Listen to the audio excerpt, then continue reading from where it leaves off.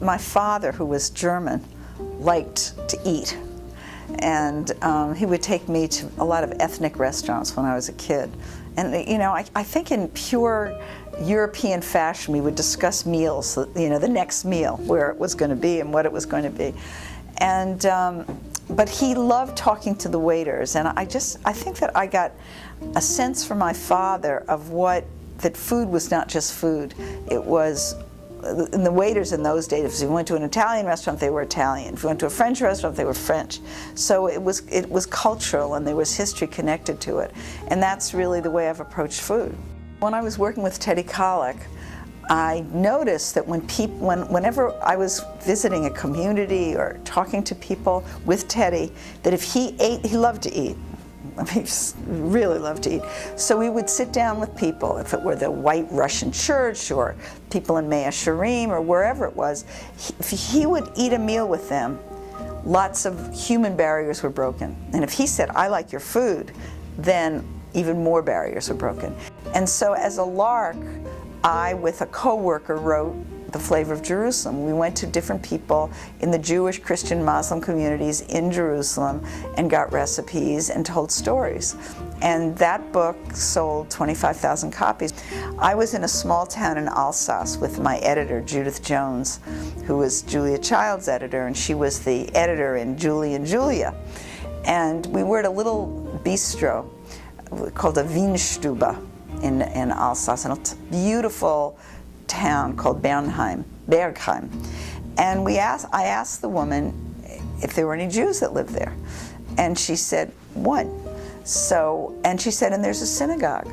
So I went to the synagogue, and it was very big for this tiny little town, but it was now a cultural center. And then I went to the woman's house, and I actually waited till the next morning because she said she was a retired woman. I thought it was too late to knock on somebody's door. So we came early in the morning, we knocked on her door, and the TV was on. She said, "Just wait a few minutes. My daughter is on TV. She's like the Barbara Walters of France." She didn't say that, but I learned that later. "And as soon as she's off, she'll call me." So then she said, "And she's a really good cook." So the woman was on television, we watched her, then she got off the phone and I spoke to her. You could see she just wanted to get rid of me. And luckily I speak fluent French, so we agreed to get together when I was in Paris. And we got together in a cafe, because again, she was wary of me. The French are like that. And then she said she had a half an hour because she was at the Assemblée Générale. We spent an hour, and then we had lunch together, and then later she invited me to her home for dinner when she made this wonderful pot au feu, which was the Alsatian Jewish Sabbath dish. And she made something else called it's an Alsatian kugel with pears and prunes. It's delicious, and it's probably one of the earliest kugels known to mankind. And you know, and we've become very good friends. So, you know, and I got great stories from her because her family fled, as all the Alsatian Jews did. As soon as the war started, Alsace was taken over by the Germans, and you were either put in concentration camp or you fled. And they fled to the Dordogne, where her husband was able to be a butcher. He was actually a kosher butcher in the town before, and then he became a regular butcher afterwards. And most of the Jews didn't come back, but he came back. And every Saturday, till he died, he would go to the synagogue, which was still a synagogue then, and pray alone. I think as a mark of the importance of being Jewish there. And then when he'd come home, his wife would make him pot au feu and a little knipfel, which are matzo balls, and sometimes this kugel. It's sort of really nice story. You know, I've always been writing for the New York Times, but I'm also writing for Tablet magazine. And so many people ask me about other lost recipes, lost Jewish recipes that I've been finding out for them that I'd never even heard of, like butter beans and honey. I'd actually heard about that, and I lost the piece of paper that somebody had given me with her recipe, but I found it in an old cookbook. And then something called bebelach, which was really butter beans, but the woman lived in Cuba. and it was black beans there. And you know, all these recipes like this Alsatian kugel that was really lost. I said to my mother, who's 97, I said to her on the phone yesterday, well, I think I might be doing another book, and she said, enough of the recipes, who needs more recipes? And I thought to myself, yeah, but she doesn't realize that I've gotten my mother's recipes. They're all down there in my cookbooks and my mother-in-law's.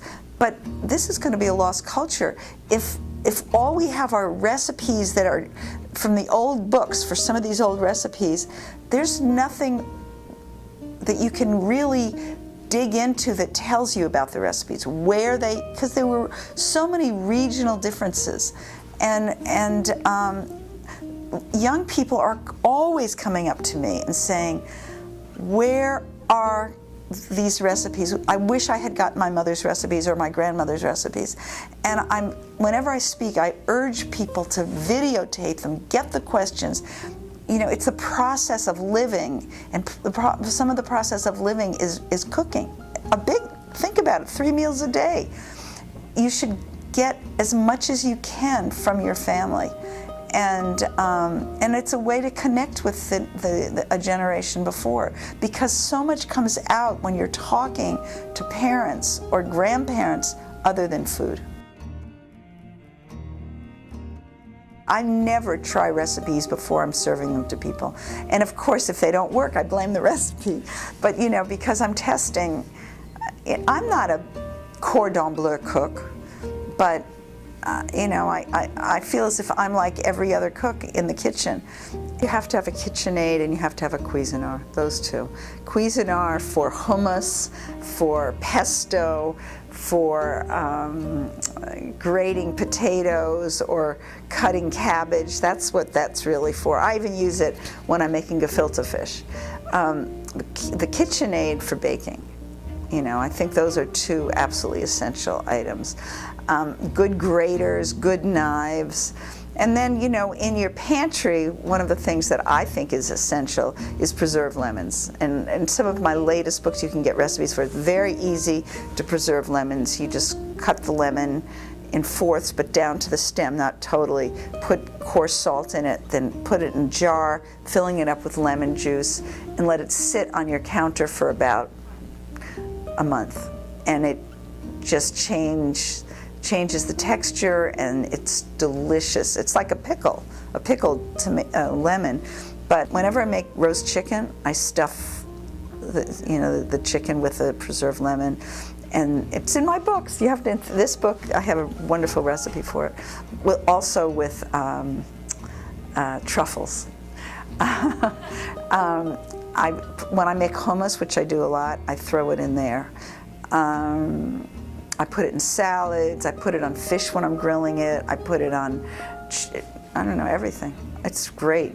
I've been doing this since 1975, really, and I can't think of a better way to spend your life, you know, learning all this and being able to share it with people and to make it live on. I mean, it means a lot to me.